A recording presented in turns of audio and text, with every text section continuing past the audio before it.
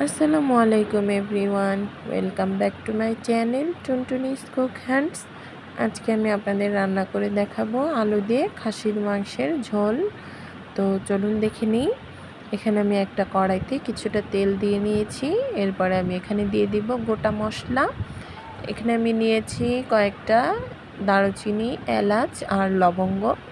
এরপরে আমি এখানে দিয়ে দিব 3-4টা তেজপাতা। এগুলো দেওয়া হয়ে গেলে আমি তেলে হালকা একটু ভেজে নেব, যাতে এটার থেকে স্মেলটা খুব সুন্দর হয়ে বের হয়ে আসে। তো এরপরে আমি এখানে দিয়ে দেবো 1 কাপ পরিমাণ পেঁয়াজ কুচি। পেঁয়াজ কুচিটা আমি একটু বড় বড় করেই কেটে নিয়েছি। এই পেঁয়াজ কুচিটা দেওয়া হয়ে গেলে এটাকে আমি একটু নেড়ে চেড়ে সোনালি কালার আসা পর্যন্ত ভেজে নেব। পেঁয়াজটা সোনালি কালার হয়ে ভেজে আসলে এরপরে আমি এখানে দিয়ে দেব বাটা মশলা। এখানে দিয়ে দিচ্ছি আমি 2 টেবিল চামচ পরিমাণ আদা রসুন বাটা। এখানে দিয়ে দিচ্ছি কিছুটা টমেটো বাটা। এগুলো একটু নেড়ে চেড়ে মিশিয়ে এখান থেকে যে কাঁচা স্মেলটা আছে এটা চলে গেলে এরপরে আমি এখানে দিয়ে দেব গুঁড়া মশলাগুলো পরিমাণ মতো। হলুদের গুঁড়া, আর দিয়ে দিচ্ছি ধনিয়া গুঁড়া, আর এখানে আমি দিয়ে দেব মরিচের গুঁড়া। আমি আজকে মরিচের গুঁড়াটা একদমই সামান্য দিয়েছি, যেহেতু আমার ছোট বাচ্চা, ও খেতে পারবে না, আর আমার বাচ্চার গরুর মাংস খাওয়া নিষেধ, তাই মূলত এই খাসির মাংসটা ওর জন্যই রান্না করছিলাম। তো এই তো মশলাগুলো দেওয়া হয়ে গেলে এরপরে আমি এখানে দিয়ে দেবো কিছুটা জিরা গুঁড়া। আর হ্যাঁ, এখানে কিন্তু স্বাদ মতন লবণও দিয়ে নেবেন। তো এই তো আমার মশলাগুলো দেওয়া হয়ে গিয়েছে। এখন আমি এটা কিছুক্ষণ একটু কষিয়ে নেব। আর এখানে একটু কিছু সামান্য পরিমাণের পানি দিয়ে দেব, যাতে মশলাগুলো নিচের থেকে পুড়ে না যায়। পানিটা দেওয়া হয়ে গেলে আমি মশলাটা বেশ কিছু সময় নিয়ে কষিয়ে নেব, যাতে উপরে তেল উঠে আসে এবং ঝোলটাও কিন্তু খুব গ্রেভি হয়ে আসবে। এই তো এই পর্যায়ে আমি এখানে দিয়ে দেব 3 টেবিল চামচ পরিমাণ টক দই। আর দেখুন আমার মশলা কিন্তু কষিয়ে নেওয়ার পরে অনেকটা তেল উপরে উঠে এসেছে। এখন টক দইটা দেওয়া হয়ে গেলে এটা আমি আরেকটু নেড়ে চেড়ে ভালো করে কষিয়ে নেব। আর দেখুন আমার মশলাটার ঝোলটা কিন্তু খুব গ্রেভি হয়েছে।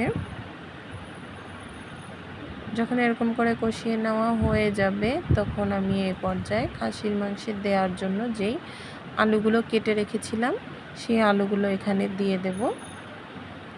আলুগুলো কিন্তু আমি একটু বড় বড় সাইজ করেই কেটে নিয়েছি, যেহেতু খাসির মাংস হতে একটু সময় লাগে, তাই তো আলুগুলো দেওয়া হয়ে গেল। এখন আমি আলুগুলোকে একটু কিছুক্ষণ এখানে কষিয়ে নেব। আপনারা চাইলে আগে থেকে আলুগুলো ভেজেও নিতে পারেন। তো আলুগুলো কষিয়ে নেওয়া হয়ে গেলে এরপরে আমি দিয়ে দেব খাসির গোশ। এখানে আমি 1 কেজি থেকে একটু কম নিয়েছি খাসির গোশ, আর এরকম টুকরা টুকরা করে কেটে নিয়েছি।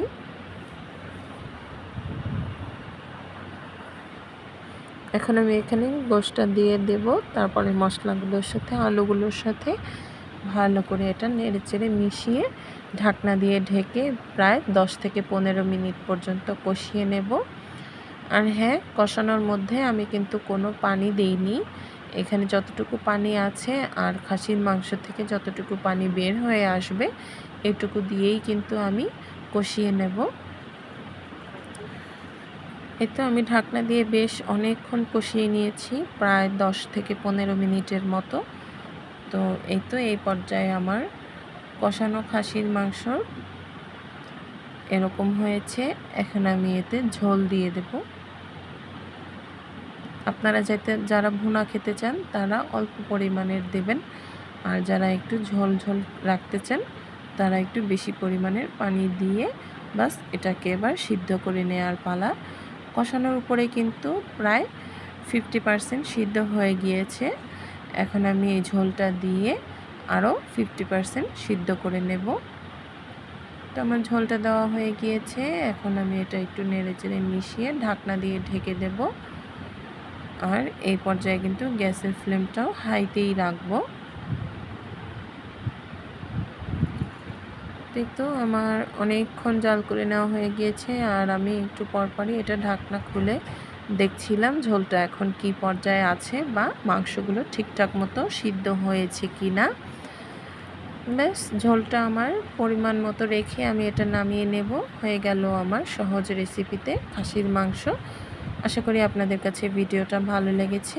ভালো লাগলে প্লিজ আমার চ্যানেলটাতে লাইক, কমেন্ট, শেয়ার এবং সাবস্ক্রাইব করে দিবেন।